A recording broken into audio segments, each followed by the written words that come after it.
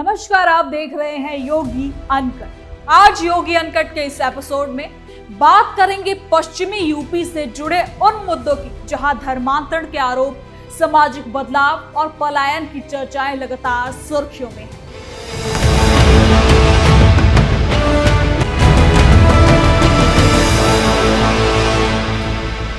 पश्चिम उत्तर प्रदेश, जहां इतिहास भी है, सियासत भी है और समाज की कई परतें भी।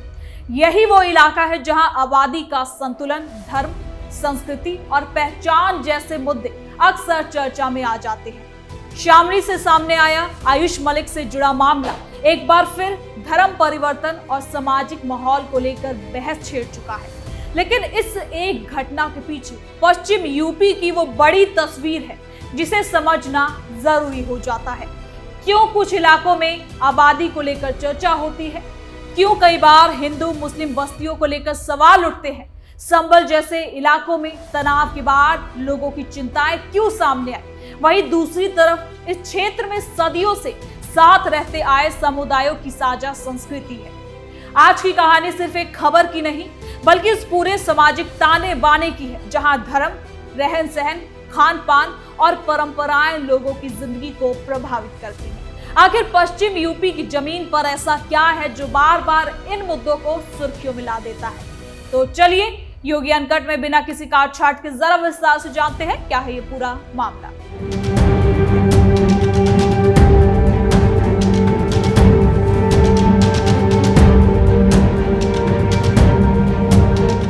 पश्चिमी उत्तर प्रदेश एक ऐसा इलाका है जहां इतिहास, राजनीति, धर्म और समाज की कई परतें एक साथ दिखाई देती हैं। गन्नों के खेतों से लेकर बड़े शहरों तक फैला ये क्षेत्र लंबे समय से राजनीतिक और सामाजिक चर्चाओं का केंद्र रहा है। यहाँ हिंदू और मुस्लिम दोनों समुदाय बड़ी संख्या में रहते हैं और यही वजह है कि यहाँ की छोटी से भी छोटी घटनाएं भी कई बार बड़ी बहस का रूप ले लेती हैं। शामली धर्मांतरण केस में नया ट्विस्ट, आयुष मलिक की घर वापसी, मोहम्मद अली से फिर बना हिंदू। हाल के दिनों में शामली के आयुष मलिक से जुड़ा मामला एक बार फिर धर्म परिवर्तन, पहचान और सामाजिक माहौल को लेकर चर्चा में आ गया। रिपोर्ट्स के मुताबिक आयुष मलिक ने दोबारा हिंदू धर्म अपनाने की बात कही, जिसके बाद इस मामले ने राजनीतिक और सामाजिक स्तर पर काफी ध्यान खींचा है।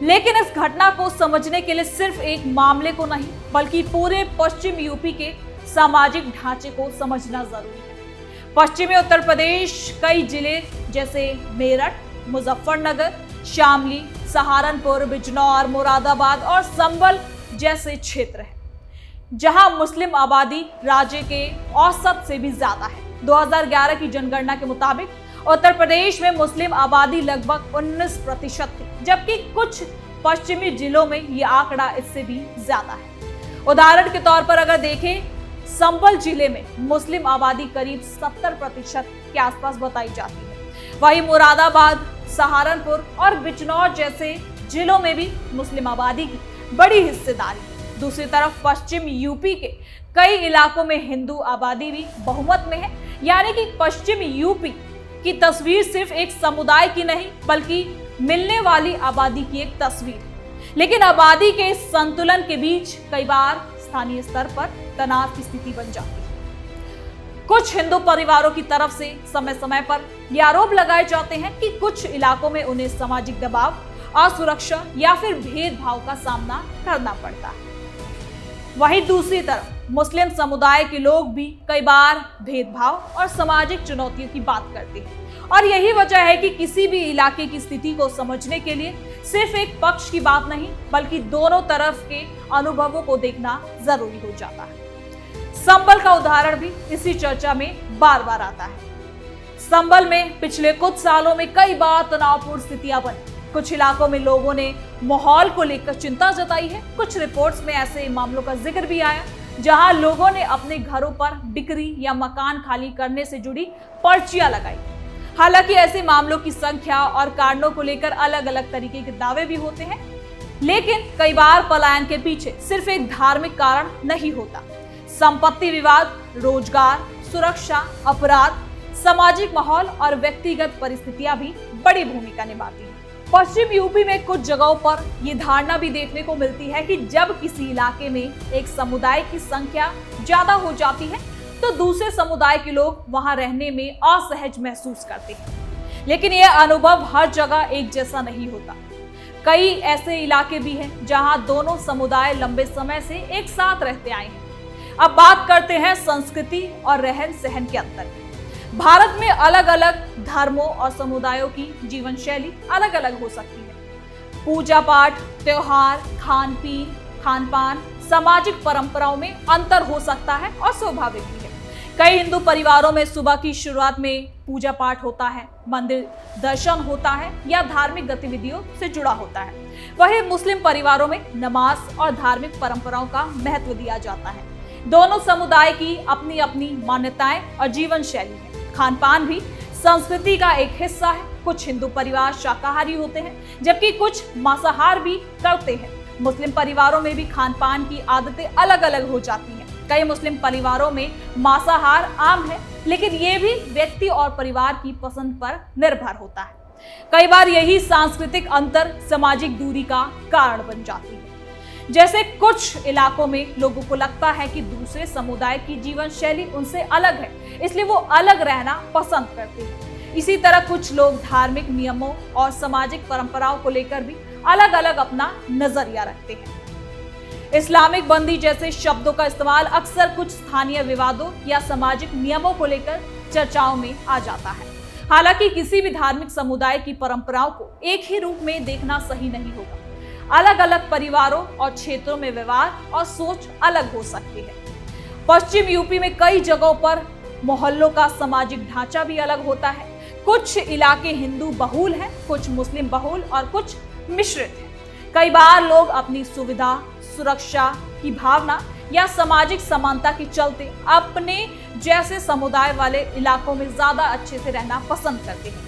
और शायद यही वजह है कि कुछ जगहों पर लोगों के स्थान बदलने की घटनाएं भी सामने आती हैं, जिसे पलायन कहा जाता है। लेकिन हर पलायन को सिर्फ धार्मिक कारण से जोड़ के देखना भी सही नहीं होगा। धर्म परिवर्तन के मामलों की बात करें तो ये देश भर में संवेदनशील एक मुद्दा बना हुआ है। कुछ लोग इसे व्यक्तिगत आस्था और अधिकार का मामला मानते हैं, जबकि कुछ लोग इसे सामाजिक चिंता के रूप में भी देखते हैं। अब आयुष मलिक से जुड़ा मामला भी इसी बहस का हिस्सा बन चुका है। ऐसे मामलों में सबसे जरूरी होता है कि आरोपों की निष्पक्ष जांच हो और व्यक्ति की अपनी इच्छा और कानूनी प्रक्रिया को भी महत्व दिया जाए। पश्चिम यूपी की राजनीति में भी धर्म और पहचान के मुद्दे लंबे समय से प्रभाव डालते रहे।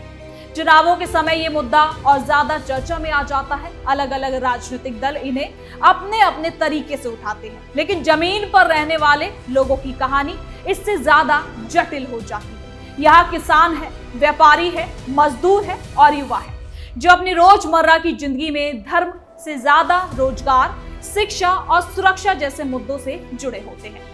पश्चिम यूपी की असली तस्वीर यही है कि यहाँ पर विविधताओं वाला ये क्षेत्र है। यहाँ विवाद भी हुए हैं और आपसी सहयोग के कई उदाहरण भी मिलते हैं। आयुष मलिक का मामला हो, संभल की घटनाएं हो या फिर आबादी और संस्कृति को लेकर बहस, इन सभी को समझने के लिए भावनाओं के साथ साथ सबूतों और जमीनों की वास्तविक तस्वीर को भी देखना जरूरी है। क्योंकि किसी भी समाज की कहानी सिर्फ आंकड़ों से नहीं बनती, बल्कि वहां रहने वाले लोगों के अनुभवों से बनती है। तो ये थी पश्चिमी उत्तर प्रदेश की उस तस्वीर की पूरी कहानी, जहां धर्म, समाज, संस्कृति और राजनीति एक दूसरे से जुड़े नजर आते हैं। आयुष मलिक से जुड़े मामले ने एक बार फिर धर्मांतरण और पहचान को लेकर बहस तेज कर दी। लेकिन किसी भी मामले की सच्चाई को समझने के लिए तथ्यों और जांच को ध्यान में रखना जरूरी है। पश्चिम यूपी में आबादी, रहन सहन और सांस्कृतिक अंतर को लेकर कई तरह की चर्चाएं होती हैं। कुछ इलाकों में लोगों की सुरक्षा और सामाजिक माहौल को लेकर चिंताएं सामने आती हैं, तो वहीं कई जगहों पर अलग अलग समुदाय सालों से एक साथ रहते भी नजर आते हैं। असल सवाल यही है, समाज में भरोसा, सुरक्षा और आपसी सम्मान कैसे मजबूत हो। क्योंकि किसी भी क्षेत्र की पहचान सिर्फ विवादों से नहीं, बल्कि वहां रहने वाले लोगों की मेहनत, संस्कृति और साझी विरासत से बनती है। अब आने वाले समय में इस मुद्दे पर राजनीति और समाज दोनों की क्या नजर है, लेकिन जरूरी ये भी है कि हर घटना को तथ्यों के साथ समझा जाए और किसी भी फैसले पे पहुंचने से पहले उसकी पूरी तस्वीर को देखा जाए। तो फिलहाल के लिए योगी अनकट में इतना ही। देखते रहिए कैपिटल टीवी उत्तर प्रदेश। कल फिर मिलेंगे नई खबर के साथ। धन्यवाद।